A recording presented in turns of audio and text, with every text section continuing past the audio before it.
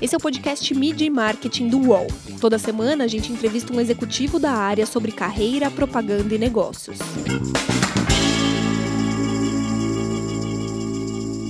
Olá, sejam bem-vindas e sejam bem-vindos ao programa Mídia e Marketing do UOL. Aqui a gente bate um papo com grandes nomes do marketing, da comunicação do Brasil e do mundo. Eu sou o Renato Pesotti e nesta semana a gente recebe a Ana Buchain, que é diretora executiva de Pessoas, Marketing, Comunicação e Sustentabilidade da B3. Tudo bem, Ana? Obrigado pela presença, ótimo contar contigo aqui.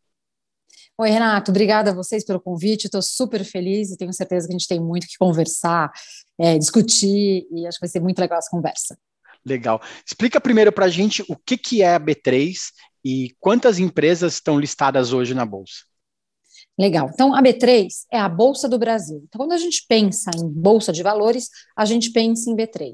E o que é isso? A Bolsa é o lugar onde se negociam as ações, onde as empresas vêm, captam recursos e elas conseguem fazer o seu plano de crescimento. Mas a verdade é que a gente tem muito mais negócio do que isso, né? A gente é uma bolsa de valor e a gente também é depositária de títulos, né? E tem outros negócios, mas eu vou te contando ao longo do caminho. Hoje a gente tem cerca de 450 empresas listadas na B3. E a história da B3, embora a gente tenha esse nome há pouco tempo, desde 2017, ela começa quase 130 anos atrás, que vem das histórias das bolsas de valores do Brasil e da consolidação que foi nascendo e que foi tendo ao longo do tempo. Então, todo mundo já escutou falar da Bovespa, da BMF, então essas são origens da B3. Então, a gente fala de B3, o nome é muito novo, mas é uma empresa bastante centenária, né? Tem muita história por aqui. Então, a presença da B3, ela acontece, muitas vezes as pessoas nem percebem, mas ela já faz parte da vida dos brasileiros há muito tempo. Legal. A B3 hoje ela tem uma operação vital para a sociedade, né, para a nossa economia. Como que foi a gestão disso tudo durante os períodos mais tensos da pandemia, né? A gente pensa em bolsa, pensa em um monte de gente, né, junto, tal. Como que foi viver esse momento de distanciamento social, tendo que continuar em plena operação para manter a nossa sociedade ativa? Legal, acho que você tocou num ponto fundamental, né? A Bolsa, ela tem um papel de sustentação da economia do país. E a gente tem muitos negócios, como eu mencionei anteriormente. Então, a gente faz a criação e administração dos sistemas de negociação, que é aquela imagem que a gente tem mais fácil de compra e venda de ação. A gente faz compensação, liquidação, depósito e registro para todas essas classes de ativo, desde ação mesmo até título de renda fixa, corporativa e derivativo. É um lugar onde o mercado se encontra. Agora, falando em imagem, né, você falou de distanciamento social, aquele pregão que existia há muito tempo atrás, onde as pessoas gritavam e compravam e levavam, ele não existe desde 2009, mas é uma imagem que a gente tem ainda muito colada na Bolsa. Hoje toda negociação é feita de forma eletrônica. Ainda assim, o papel da Bolsa é fundamental para a economia e para a movimentação do mercado. E aí, durante a pandemia, o que eu acho que foi bem importante, Renato, a gente está num lugar que é muito central. A gente fala que a gente é o hub do mercado e não é à toa, porque é onde a gente faz o encontro de todos esses clientes, dos bancos, das assets, das corretoras, das empresas com os investidores e também com os reguladores e acionistas. Então, quando a gente estava na crise, se a Bolsa para todos esses subsistemas, né, todas essas empresas que eu estou mencionando. Então, a gente teve um papel importante de cuidar das nossas pessoas, mas também garantir a continuidade do mercado.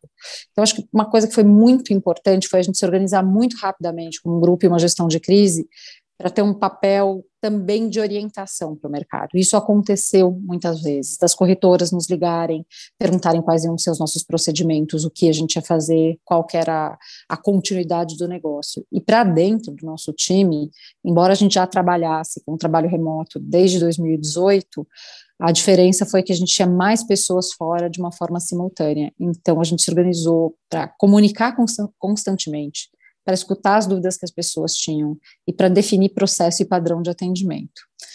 Logo nas primeiras semanas de pandemia, a gente conseguiu colocar 90% das pessoas em trabalho remoto, então a gente segurou e assegurou a segurança das nossas pessoas, mas a gente manteve a nossa operação como é, né? Então, com atendimento e operação contínua. E isso foi muito bom para o mercado.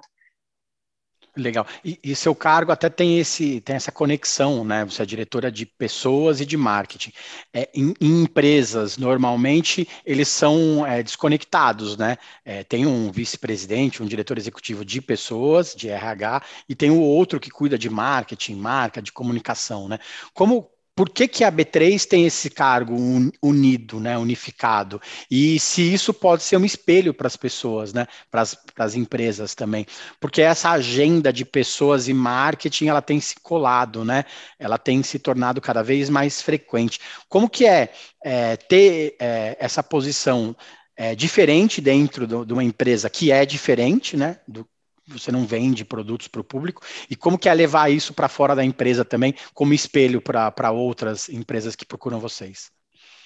Legal. Você sabe, Renato, eu sempre acho, quando a gente fala de experiência de cliente, a experiência uniforme em todos os pontos de contato, ela começa dentro de casa. Ela começa quando o seu funcionário, quando o seu colaborador dentro de casa tem uma experiência muito positiva. E eu só posso oferecer uma experiência uniforme se eu tenho uma boa gestão de cultura. Então, para mim, cultura e marca andam muito colados. E foi assim que eu comecei a assumir outras áreas aqui na organização. Então, eu tive uma carreira bastante extensa em pessoas, mas como a gente intencionalmente, em 2017, começou a trabalhar com cultura, rapidamente a gente pegou em marca. E aí, da experiência do funcionário, a gente foi para a experiência do cliente. E para expandir para todos os stakeholders foi muito rápido. Eu também tenho a agenda ESG dentro da B3, para dentro e para fora.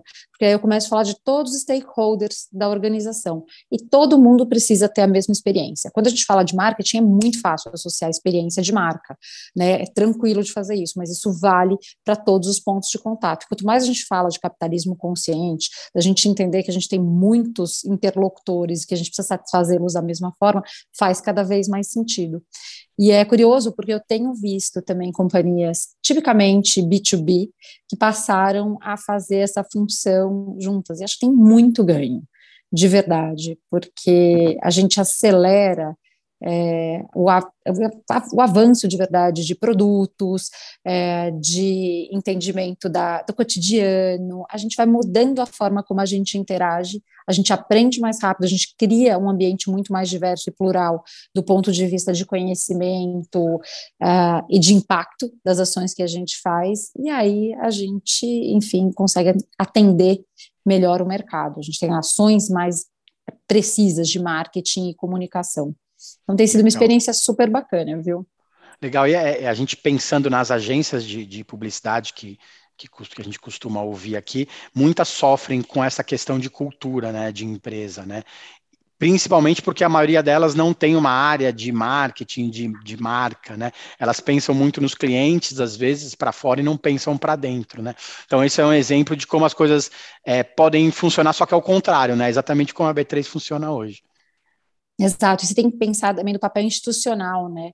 Aqui, reforçando o teu ponto, a gente tem um papel institucional muito forte, então tudo que sai da boca da B3, ela precisa ter uma consistência. A gente tem hoje um papel muito neutro no mercado financeiro, e assim os nossos clientes diretos, né? Então, de novo, os bancos, as corretoras, as assets, elas nos veem dessa forma.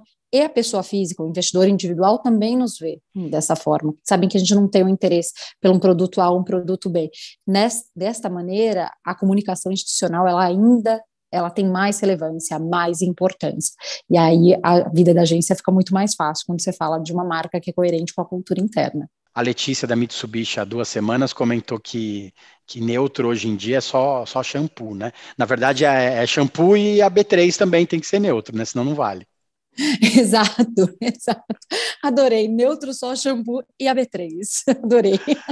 Você comentou, né, do número crescente de pessoas físicas, né, que investem na Bolsa, né? Em novembro, a B3 bateu a marca histórica de 4 milhões de contas de pessoas físicas. Em 2019, esse número era só de 1 milhão, né?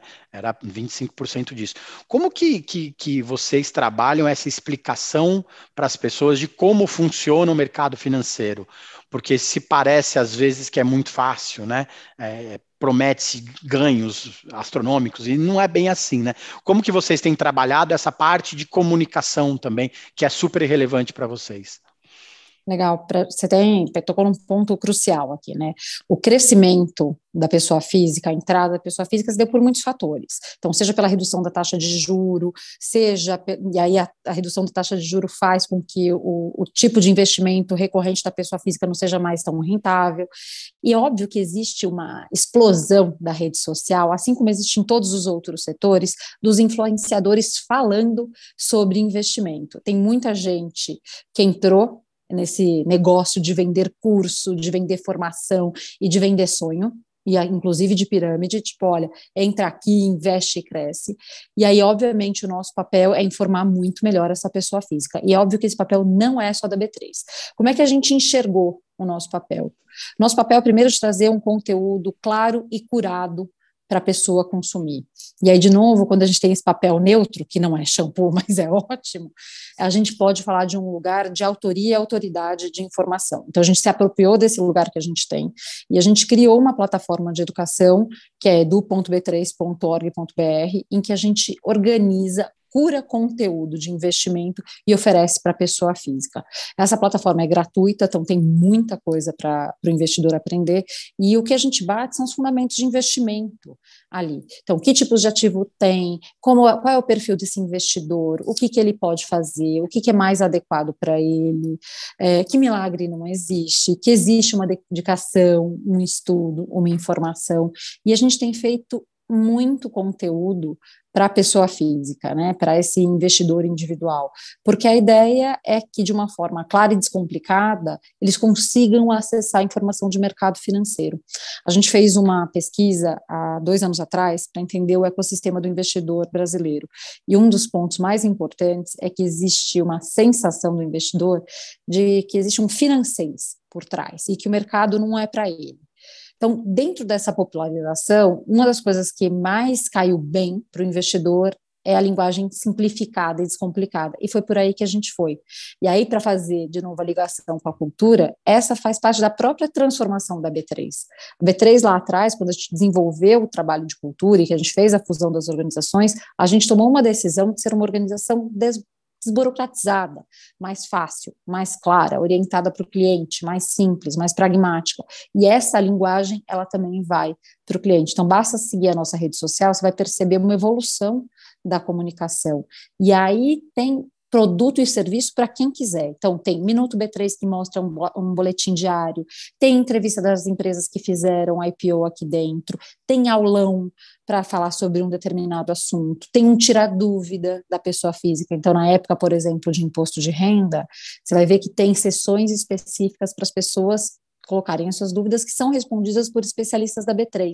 Então, a gente tenta aí, de alguma forma, numa plataforma, eu vou usar o termo errado, mas tudo bem, multicanal, entregando produtos diferentes para clientes diferentes e necessidades diferentes, para que essa linguagem seja direta e que venha de uma fonte crível. E isso tem mudado a imagem da B3 no mercado. É legal, porque você mesmo comentou que essa relevância dos influenciadores cresceu muito, né? Então, vocês, além de monitorar quem está falando sobre a Bolsa ou como está falando sobre a Bolsa, também tenta desmistificar alguns pontos, né? Essa plataforma de conteúdo, ela é extremamente importante hoje. E como que é trabalhar em relação a isso sendo neutra, né? Como a gente comentou, tendo que colocar este conteúdo à disposição de todos os consumidores, na verdade, porque ela é completamente aberta, né? Ela é completamente aberta e a gente também faz programas de parceria. Eu te falei assim, a gente não tem intenção de ser a única fonte de conhecimento do mundo e tudo passa por aqui, porque isso nem é verdade, né? A gente acredita numa conversa que é plural, que vem de múltiplas fontes. E a gente faz co-branding, a gente faz trabalho através de um programa de incentivo com outras empresas que fazem bons conteúdos e a gente também oferece. Dessa forma, você não tem um tom, não é monotemático e não tem um único tom para as pessoas, mas você tem uma pluralidade de pessoas entregando aquele conteúdo. O nosso papel aqui é curar e garantir que a informação que chegue ela seja uma informação precisa, que não seja de qualquer fonte ou que ela não tenha uma qualidade garantida. E assim a gente vai levando nível de conhecimento e marcando um ponto que também o mercado é para todo mundo. Como essa plataforma tem muito conteúdo gratuito, ela é muito democrática. Então, todo mundo pode acessar, todo mundo pode entender. Então, o mercado também é para mim, também é para você, também é para o fulano, ciclano, beltrano.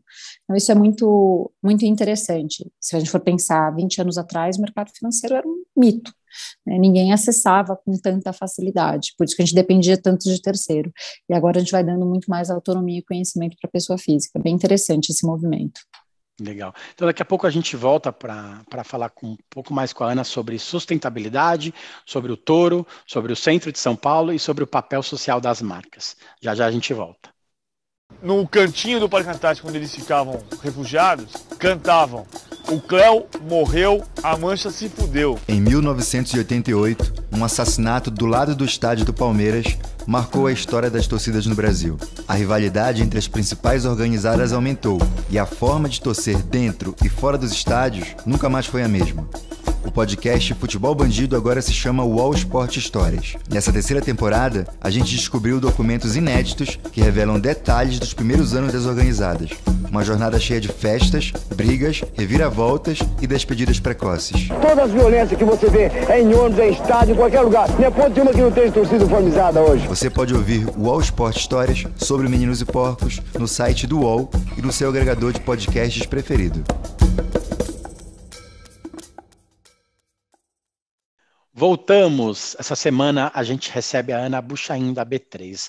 Ana, eu queria que você comentasse um pouco sobre a decisão da Bolsa de instalar um touro na frente do prédio no centro de São Paulo. A repercussão foi muito grande sobre a novidade, né? No final das contas, isso foi positivo ou foi negativo para a B3? Vamos lá, aqui antes de fazer o balanço de positivo ou negativo, acho que vale a pena passar pela decisão.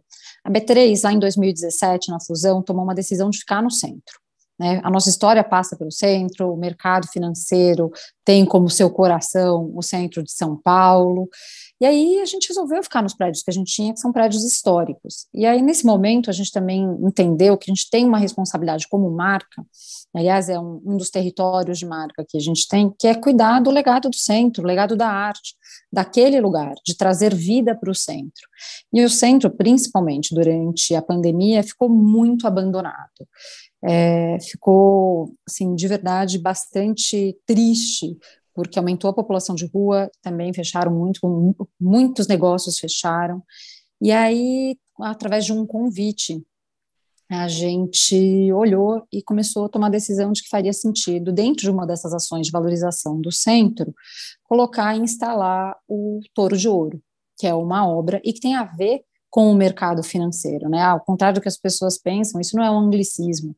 O termo de mercado financeiro, do touro, ou também do mercado, que é o urso, então é bullish ou bearish, ele vem dos movimentos de mercado. O mercado financeiro é um mercado muito volátil, ele sobe, ele desce. Então, o touro, ele simboliza o crescimento do mercado. Então, você imagina a cabeça do touro e o chifre que leva o mercado para cima, enquanto o urso tem a pata e ele leva o mercado para baixo. Então, são figuras do mercado financeiro.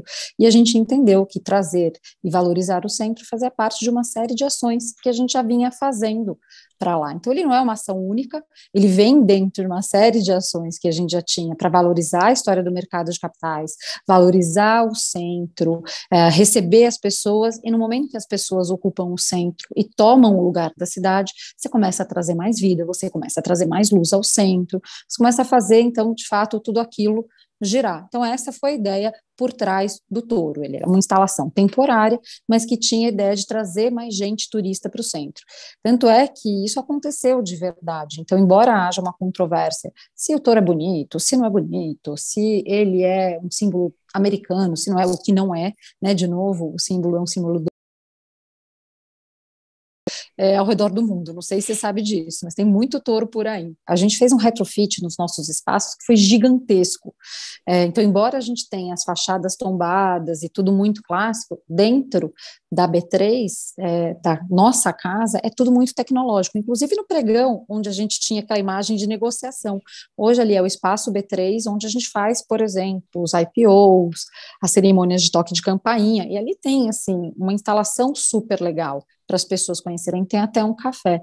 Então, de novo, isso faz tudo parte desse movimento para o centro. Mesmo o nosso papel social, o que a gente faz. Então, durante a pandemia, né, para voltar para o ponto, a gente fez mais de 50 milhões de doações em 2020 e em 2021 em ações de atendimento mesmo e cuidados hospitalares, então seja na construção de hospitais, seja na construção de usinas de oxigênio, em condição de alimentação e educação. Então, de novo, essas coisas vão se somando e vão criando a reputação da B3, que aí ela deixa de ser todas as marcas que vinham por trás, ou individualmente todas as marcas, e passa a ser a B3 como uma fortaleza de marca. Legal você comentar isso, porque a pandemia fez que o papel social das marcas crescesse muito, né? As pessoas confiam hoje mais numa empresa do que nas instituições, né? A verdade é essa. Como que é ser, em parte, responsável pelo que essas marcas falam para o público e também, às vezes, servir de parâmetro, né? Como você disse, às vezes as corretoras, as empresas ligam para vocês para meio que pedir uma orientação. Como que é o tamanho dessa responsabilidade hoje? A responsabilidade é enorme. Acho que tudo que sai da boca da Bolsa, por a gente ter um papel que é bastante central no mercado financeiro, ele reverbera muito, ele tem um peso diferente. Essa é uma das coisas que eu aprendo durante o tempo que eu estou aqui. Então, eu posso falar muitas coisas, nem tudo me cabe, né, como marca. Então, eu preciso escolher onde eu me posiciono, como eu me posiciono e o que eu entrego de volta para a sociedade.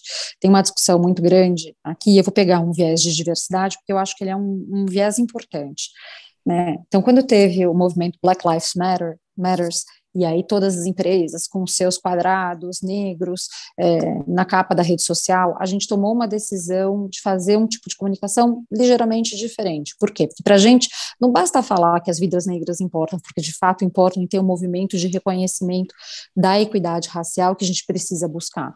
Mas quais são as ações que a gente entrega para buscar a equidade racial?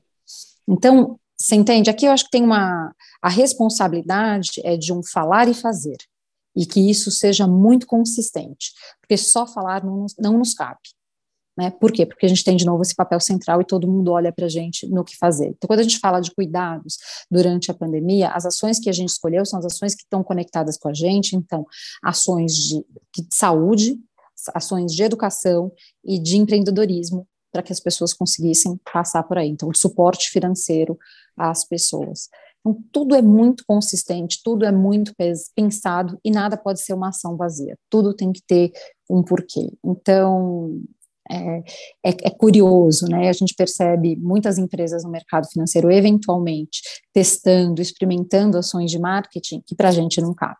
Porque ela precisa ter muito lastro, porque da nossa boca não pode sair sem lastro. Então, é diferente.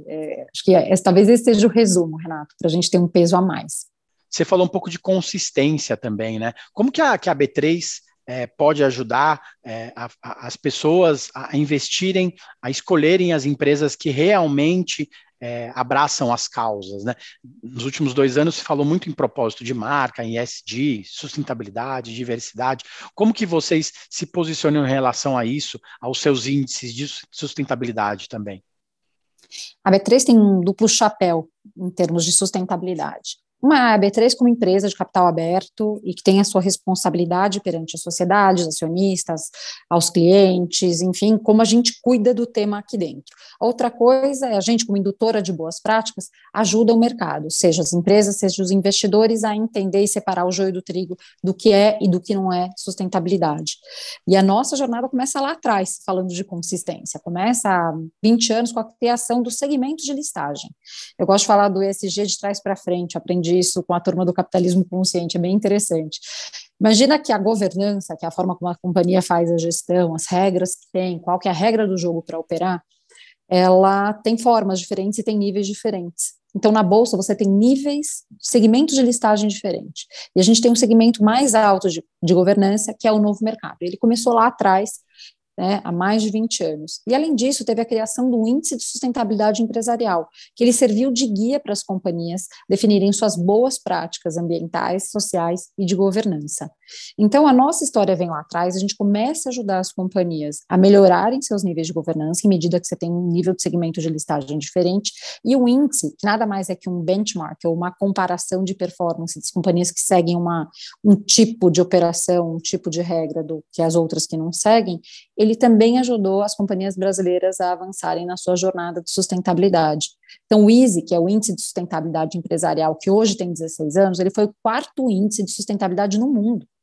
Então, assim, Renato, poucas pessoas têm noção desta dimensão, né? Então, imagina, o 4º no mundo. E ele serviu às companhias para que elas começassem a avaliar também as práticas delas contra as companhias brasileiras. E esse ano a gente conseguiu fazer uma virada importante, que ela consegue avaliar a performance dela contra o geral das companhias e também contra os setores. Então, isso serve para ela ir melhorando continuamente, que acho que essa é a grande abordagem, a sacada da sustentabilidade. E o investidor, por sua vez, ele consegue olhar a prática das companhias a partir do momento em que ela entende que aquela companhia configura dentro dos índices de sustentabilidade da B3. O índice não é uma certificação, né, tem uma fantasia de porque a empresa está no índice A ou B, que ela está certificada, isto não é verdade, mas o índice ele segue uma tese de mercado, por isso que a gente tem vários índices de sustentabilidade. Então tem o ISE, que é o índice de sustentabilidade empresarial, que olha o que eles são melhores na categoria, você tem o índice Great Place to Work, que a gente lançou agora em parceria também com o Instituto Great Place to Work, que mede o trabalho das companhias em relação ao seu capital humano. Então, aquelas companhias que classificam como certificadas ou melhores para se trabalhar entram nesse índice. Você tem o índice de governança, você tem índices diferentes, tem o ICO2.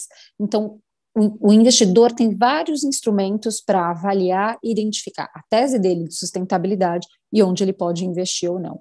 Tudo isso no frigir dos ovos, o que traz? Traz mais transparência, mais clareza e mais informação para o consumidor. E aí, para a empresa, também traz um guia de como ele melhora as práticas. Então, esse é um papel bem importante de indução da gente. Ah, legal. E também serve para o consumidor entender um pouco mais, para não ser,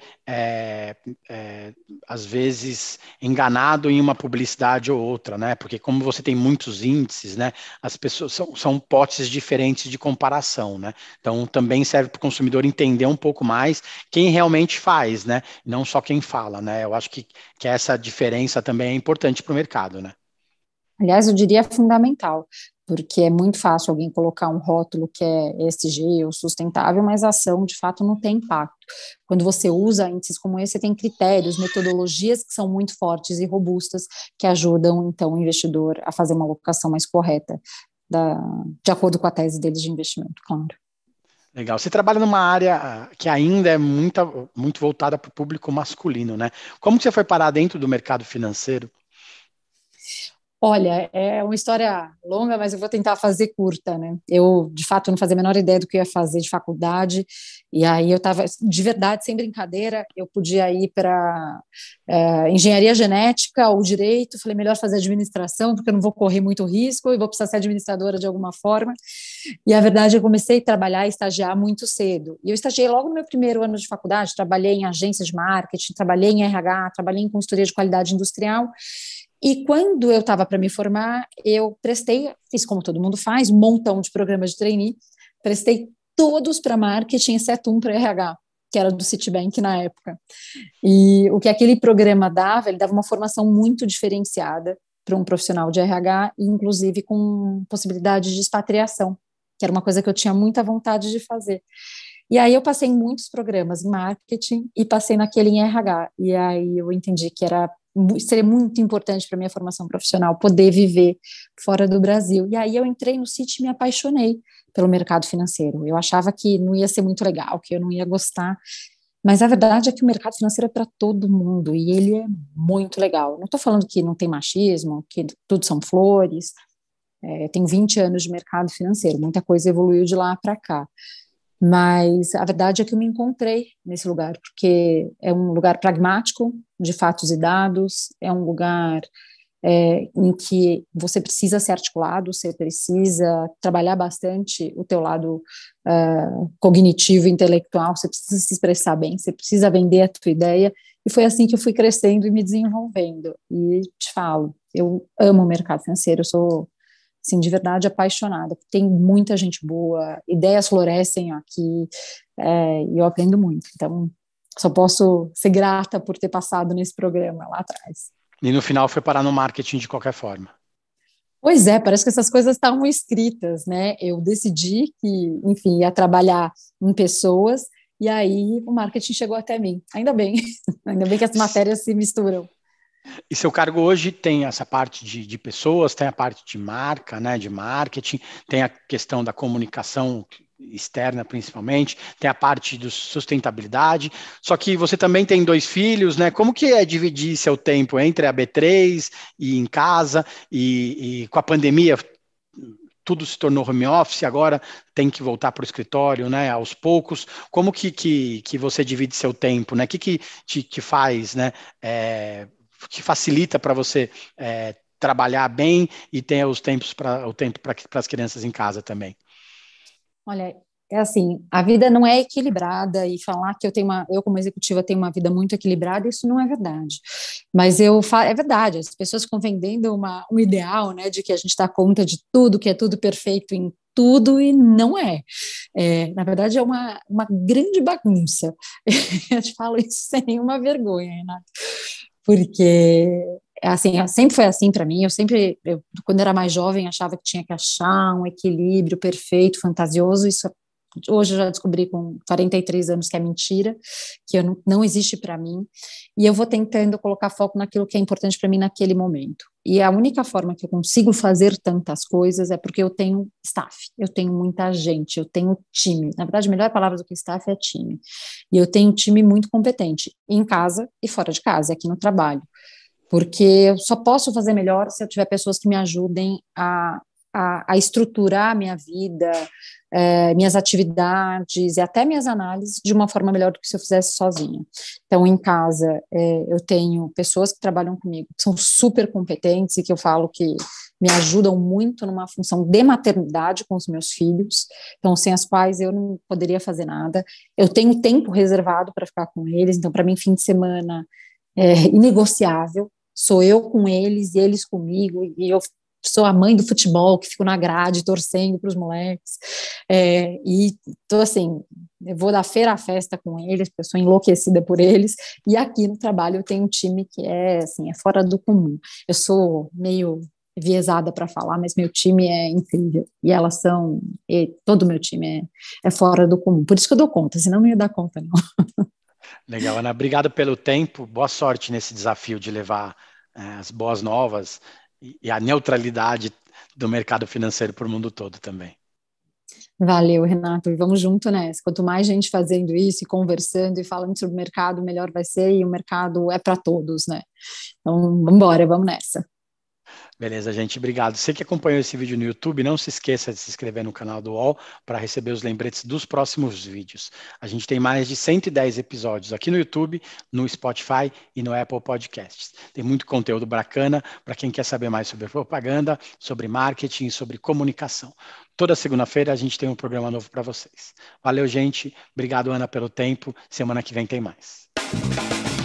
Os podcasts do UOL estão disponíveis em todas as plataformas. Você pode ver uma lista com esses programas em uol.com.br/podcasts. Mídia e Marketing tem apresentação e reportagem de Renato Pesotti, captação de áudio de João Pedro Pinheiro e coordenação de Armando Pereira e Juliana Carpanês.